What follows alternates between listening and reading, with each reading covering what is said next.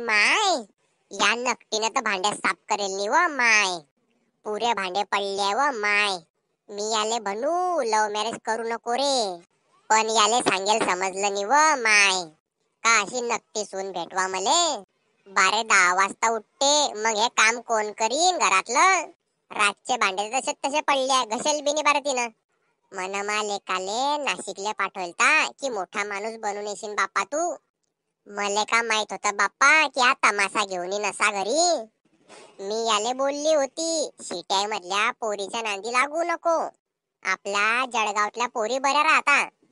पण त्यानं काही ऐकलं नाही मय. घेऊन आला हा तमाशा माया घरी. पण मी आता हे सहन करणार नाही. अन ते रातभर दिवसा पडेल राहीन. अन का घराचे पुरे काम मीच करू. सासू मी आहे तिची की ते आहे मये. हे तर खूप काम चालू आहे. बा अडी आता हाव आलीच रे शेमड्या.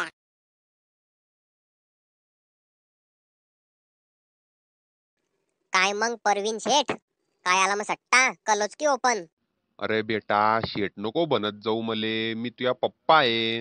अरे सोडा होय आता सर्व चालते सर्व काही. मले विचार नव्हतं तुम्हाला विचारू का. विचारणं मग. तुमचं लव्ह मॅरेज झालतं की अरेंज मॅरेज. बेटा मय अरेंज मॅरेज आहे. माझ्या घरच्या लोकांना लावून दिल तर मय लगीन. अरे बरोबर आहे रे भाऊ परवीन शेठ, फसवला रे तुले. लव्ह मॅरेज जर करतान तू तुले रशियन भेटती.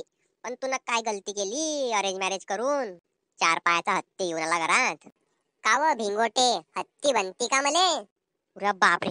अरे नाही नाही, आमची तर अशीच मजाक चालू होते. ओ म्हणजे मले शिकवते का व तू. मयाच घरात येऊन मले हत्ती बनते तू. जास्त शेफारले वाटत तू.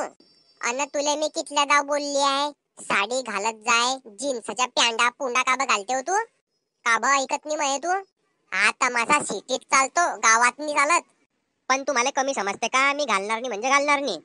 वावन नागटे, तुया मायनं का तेच शिकवलाय तुले.